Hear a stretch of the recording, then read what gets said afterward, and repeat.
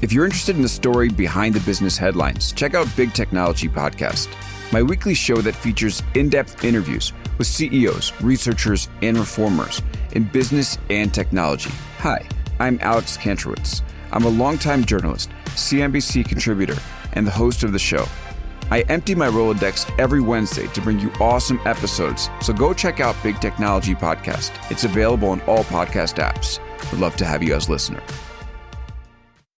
The HP AI PC breaks language barriers instantly by translating up to 44 languages in real time, powered by the Intel Core Ultra processor. With the right tools, work doesn't have to feel like work.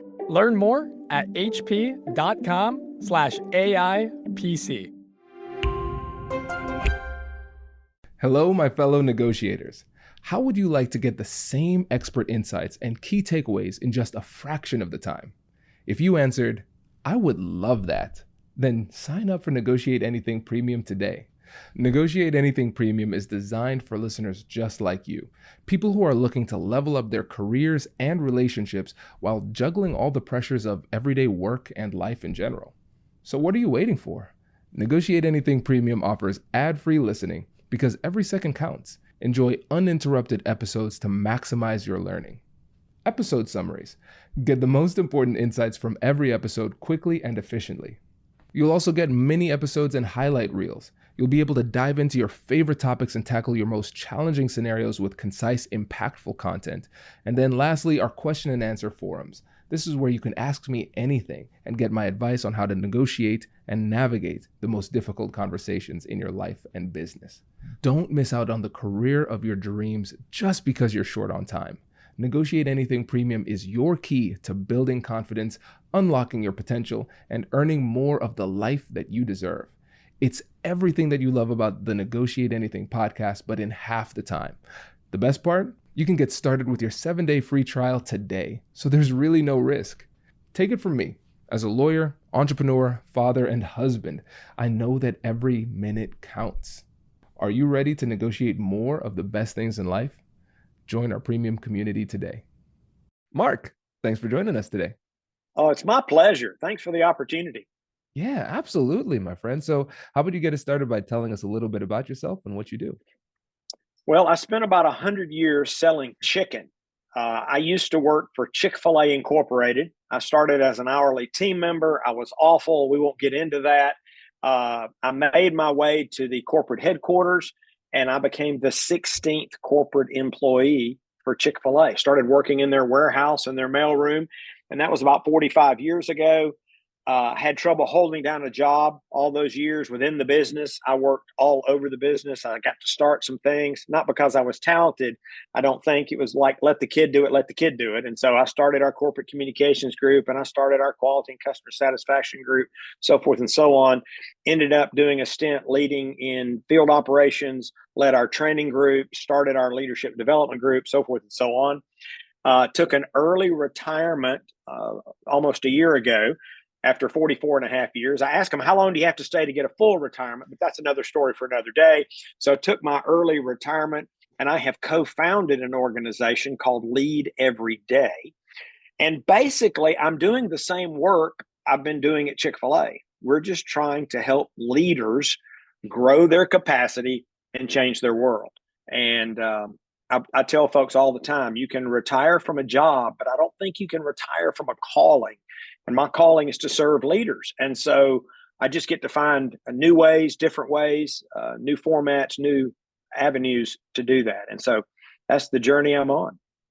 Incredible. So listeners, next time you go to Chick-fil-A, I want you to think about Mark Miller and say thank you in your head. This is incredible. I appreciate you being here today, my friend.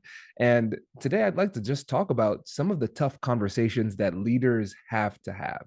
And I think we could take some insights too from your new book. So let's start off by talking a little bit about your new book in general, and then let's shift to the conversations that leaders have to have, and then some tips that they can keep in mind to make those conversations a bit easier. Great. The new book is called Uncommon Greatness. And the core premise is, I think, at some level, everyone really wants to be great. And I actually believe everyone can be great. Now, there's some work to be done along the way.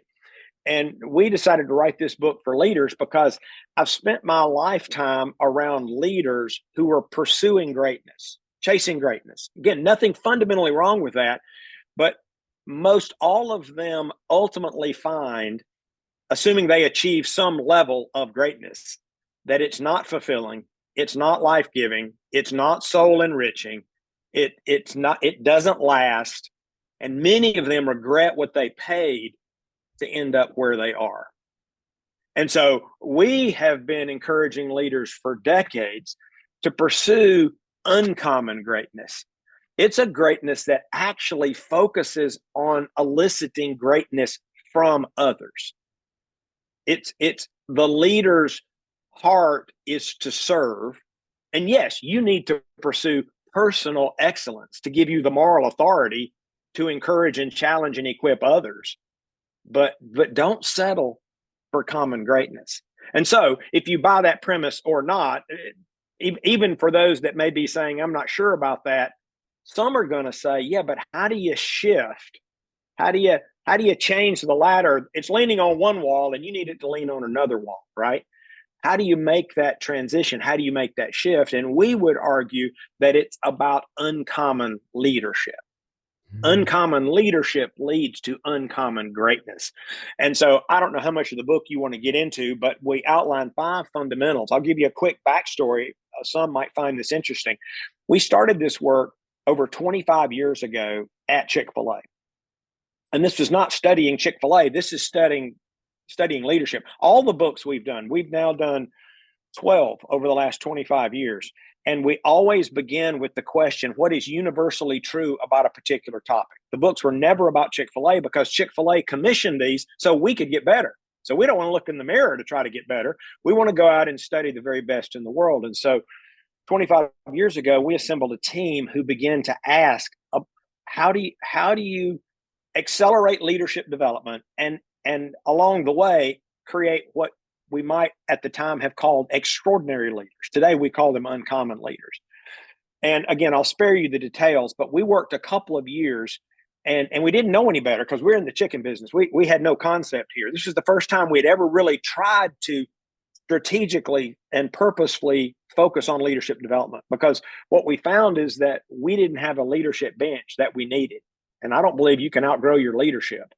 And so our senior leaders actually asked me to figure this out. How do we accelerate leadership development? So we began this project and we spent a couple of years doing what today I would call qualitative research. Now, there was a lot of desk research, but we interviewed a lot of people. We did a lot of desk research, read a couple hundred books on leadership, studied global best practices, and we began to form a point of view. Well, here we are 25 years later, and we decided that we needed to update that work. That very first work, I had the privilege of co-authoring that first book with Ken Blanchard. Some of your audience knows that name. His most famous work is The 1 Minute Manager. But at the time, he had 3 books on the bestseller list at one time, and I'm still not sure anybody else has ever done that. And so I had the honor of partnering with him to do that very first book.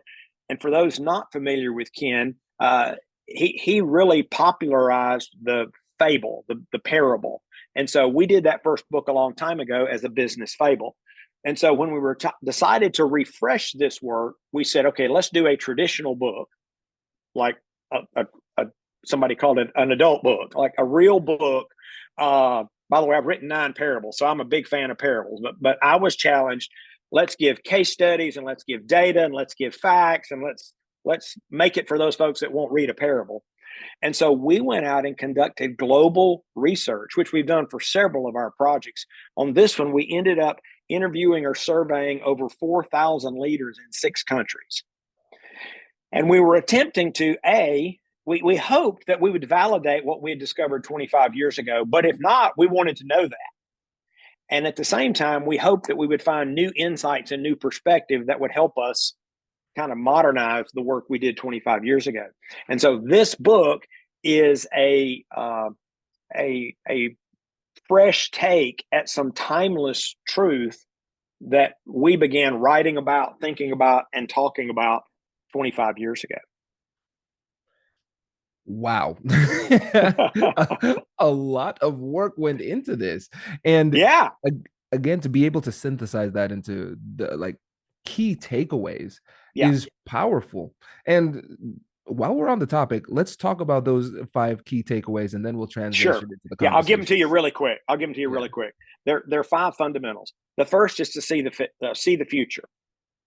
Leadership always begins with a picture of the future. What are you trying to accomplish? What are you trying to become? What are you trying to achieve? If you're not actually trying to move people and organizations to a preferred future, I think by definition, you're not leading. I mean, we can debate what you're doing. You might be managing, but I'm not sure you're doing anything that's adding real value, right? Leaders are supposed to pursue a preferred future, and you've got to articulate that. And hopefully, it's bigger than something you can do by yourself. Because I would argue if you can do it by yourself, it's not that much. Well, let's assume you can't do it by yourself. That's when the second fundamental comes into play, and that's when you engage and develop others. This is when you begin to rally people to help you make that preferred future a reality. And we try to simplify everything. Like I said, we're in the chicken business, or I was in the chicken business for all these years. And so there's a lot out there on engagement, and some of my friends have written that stuff, and I want to honor all of that, but we wanted to simplify it. And we said, we think engagement is really about how much someone cares, how much they care about their work, how much they care about their coworkers, how much they care about the customers, and how much they care about the organization. And leaders determine how much people care. So we wrote about what do leaders do to help people care more. Hey, listeners, I have a quick question. How long does it take you to get through an episode of Negotiate Anything? If you're like me, it could be a day or two, simply because life and other work responsibilities get in the way. If you can relate, not to worry, I have the perfect solution.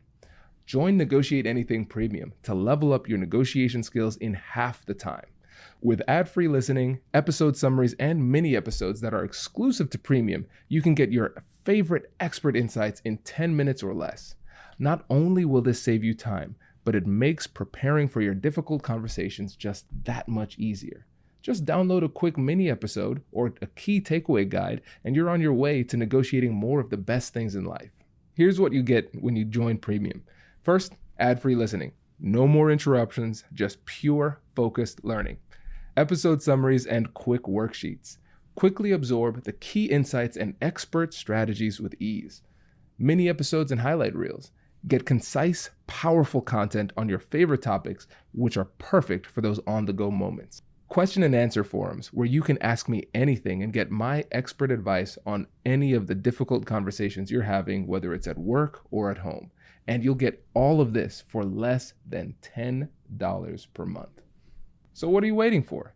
Take my word for it. As a CEO, father, husband, entrepreneur, and more, this is the best way to get your professional development journey in less time. Start your risk-free 7-day trial today. I'll catch you later. Introducing the HP AI PC, your powerful AI assistant. Easily search through personal files, gain valuable insights, and make smarter, more informed business decisions. Unlock the future of work today with the HP AI PC, powered by the Intel Core Ultra processor. With the right tools, work doesn't have to feel like work. Learn more at hp.com/AIPC. So, see the future, engage and develop others. The third fundamental is to reinvent continuously. And obviously, it's a big idea, but it was central and core 25 years ago. I think it's even more relevant today. I meet far too many leaders that think change is a burden, or change is a nuisance, or change is an inconvenience. I'm going, they don't understand leadership. Our fundamental role is to create and sustain positive change in pursuit of the vision. Like, if you're not changing, you're not gaining ground. Your current systems, processes, habits, and beliefs are perfectly aligned for the outcomes you're now achieving. So if you want different outcomes, you got to change something. And leaders understand that. Progress is always preceded by change. And so leaders get that. It is core to what we have to learn to do and equip others to do in pursuit of that preferred future. Two more. The fourth fundamental is to value results and relationships. And I'm going to go out on a limb here, and I don't know your listeners personally, but here's what I'm going to tell them. This is probably the most challenging of the 5 fundamentals we're going to talk about. You say, well, what would I base that on? Well, I've been talking to leaders all over the world about this for 25 years. In fact, that first book's in 25 languages. I mean, we've been talking to leaders everywhere, and leaders tell us this is hard. Well, I won't make you try to guess why it's hard. I'm going to tell you why it's hard. Most leaders have a natural bias. You're either more results oriented or you're more relationship oriented. Now, I would guess there's about 5% of leaders who have an equal measure of both. And I always tell those leaders, I don't like them anyway, because leadership's easier for them, right? For the rest of us, it's hard because you show up, either I'm a relationship guy or I'm a results guy. And what we've learned over time is the best leaders value both. You may not change who you are, and I wouldn't even suggest that, but you've got to learn to compensate so that you can actually value both. Jim Collins talked about a concept, the genius of the and. We think this is a perfect example of that. If you want to maximize performance, you've got to value both. And that's going to feel counterintuitive to these results men and women who say, no, I'll just focus on results. You will suboptimize results if you focus exclusively on results. And oh, by the way, this could be obvious. If you focus exclusively on relationships, you will suboptimize results. If you want both, if you want performance, you need to focus on both. And that's that fourth fundamental. You ready for one more? I'm ready. The last one, embody a leader's heart. Embody a leader's heart. Here's the context for this. We believe that leadership looks a lot like an iceberg. 10% above the waterline and 90% below. Those first 4 fundamentals are above the waterline. And the leader's heart is the 90% below. If your heart is not right, nobody cares about your skills. And I think I can prove this to your listeners. Think about a leader you know who has the skills and you wouldn't choose to follow them. Well, why wouldn't you follow them? They got the skills. Because you don't trust their heart. Peter Drucker, the late management and leadership thinker, many of your audience probably know that name. I think the best leadership thinker of the last 2,000 years. He said the quality of character doesn't make the leader, but the absence flaws the entire process. Leadership is about skills and heart. And you've got to work on both. And so we've come up with some heart habits that we encourage leaders to focus on so that they can become that leader that people want to follow. And so that's the 5th and final fundamental. Well, Mark, selfishly here, I'm saying to myself, this is great. I mean, as a leader, it's so easy to forget the fundamentals sometimes, and it's great to revisit this. And I'm sure you see it, and a lot of listeners see it too. There are a lot of elements of negotiation, conflict resolution, influence, and persuasion that go into what it takes to be a good leader. And going straight to what you said about number 5, we have the skills. The conflict resolution, communication, negotiation skills are going to be part of it. But as a leader, and also as a negotiator, you have to be able to have that heart. You have to genuinely care. And there are a lot of people who are very tactical thinkers, very strategic, and they might be very technical, but people can feel that you don't truly care about the other side. And if you can't convey that you care, probably because you don't care, it's going to be very, very challenging to be persuasive, regardless of how tight your skills are. Yeah, it's hard to care about people if you don't care. Exactly. Yeah. Incredible. Now, let me say this real quickly. I don't know if you want to chase this or not, but I mentioned that the 4th fundamental, to value results and relationships, might be the most challenging for many of the listeners. There are people in the world who are more challenged by the leader's heart. They just don't have they are a self-serving as opposed to a serving leader. And a self-serving leader does not have a leader's heart. And so that is where I encourage particularly young leaders, particularly men and women who aspire for positions of leadership. I say start with your heart. And then you're going to work on skills forever. But if your heart's right, then the skills actually matter. Here's another way to think about it. The heart multiplies the skills. There's no replacement for them. You know the story of Secretariat, the great racehorse. Many may know this story. When the horse died, they did the autopsy, which was standard procedure when you've got a horse that's worth that kind of money to be sure there was no foul play. And they discovered that Secretariat's heart was twice the size of all the other horses. Now, if you'd put that big heart in a mule, it probably wouldn't have won the Kentucky Derby. But because the horse had skills, and then it was multiplied by that heart, it became the greatest horse. I mean, its records still stand. The records still stand today. What is 40, 50 years later? Because the heart multiplied the skills. And so for some of your leaders, they need to start with the heart. And they need to say, hey, am I a leader people want to follow? Do I hunger for wisdom? Do I expect the best? Do I accept responsibility? Some of these heart habits that really can make all the difference in the world. Mark, I think this is a great place for us to start too, because there's the temptation to just jump straight to the skills. What should I say in these conversations? But what we're recognizing here is that if your heart is in the right place, it doesn't matter what you say or the skills, because they will not have the same efficacy, because people can sense that. That's And right. when you think about negotiation, we can negotiate externally with other people, but we can also negotiate internally with ourselves. And it sounds like when it comes to exploring that concept of the leader's heart, we have to have a sit down conversations with ourselves to fully understand what it is that we're doing and why. And so let's say there are some leaders out here who are listening to this and saying, okay, I want to go through this introspective process. I want to negotiate with myself. Where would you suggest that they start? All right. Well, let me give these to you real quick, and then you can stop me along the way, or we can circle back. We've identified 5 heart habits. The first is hunger for wisdom. We believe that's a heart issue because it represents humility. It represents a vulnerability when you don't know it all, and you said, I'm going to be a lifelong learner. And it positions you to add more value to others. The first heart habit is hunger for wisdom. I would ask your listeners, have you committed to lifelong learning?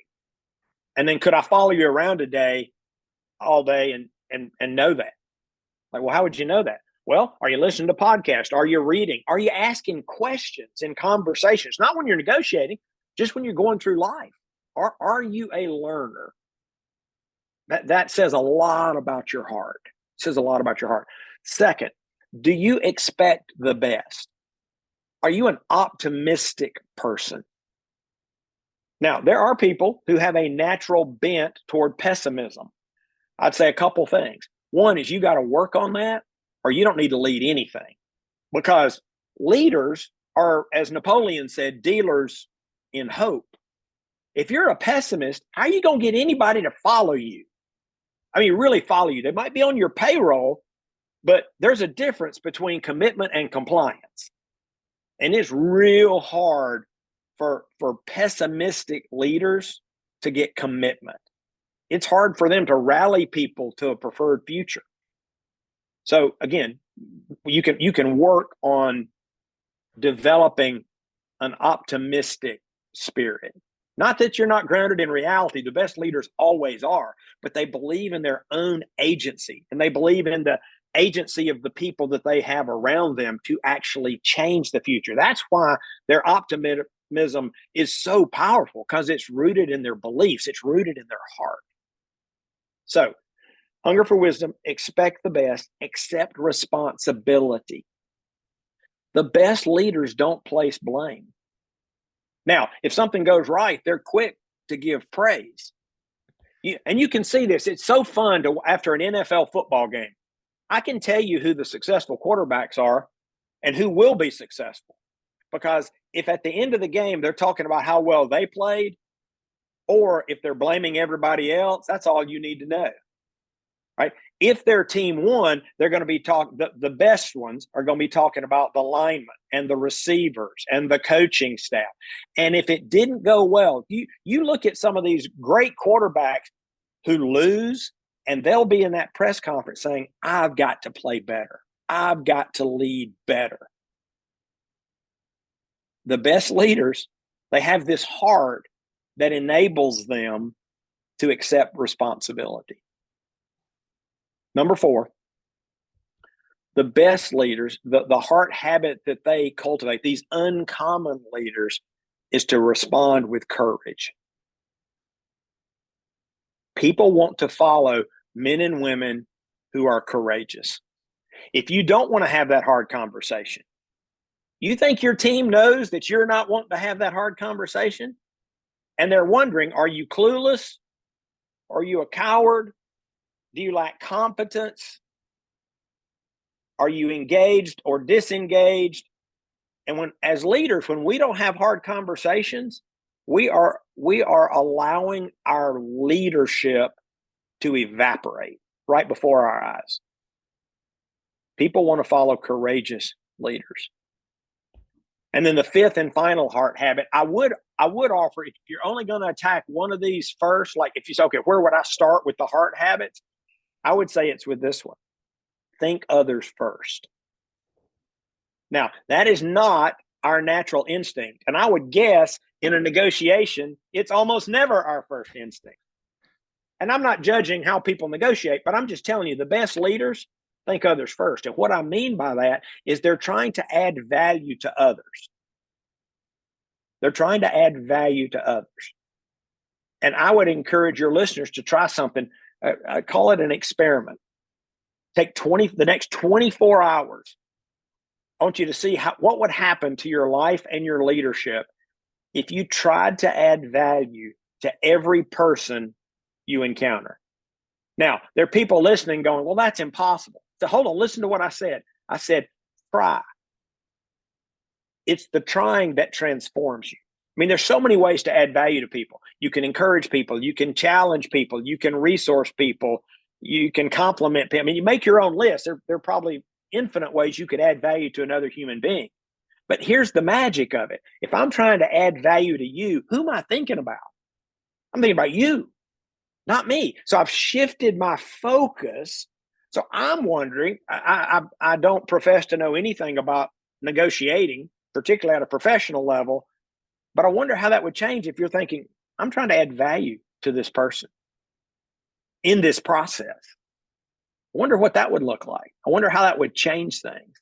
I know it'll change your life. Here's my bet. If you have listeners that'll spend 24 hours trying to add value to everybody they meet, and I'm talking about the person at the gas station, I'm talking about everybody you meet for 24 hours. How can I add value for this person or that person or this person? I think they'll try it a second day. And I think they'll try it a third day. And I think it'll change their life.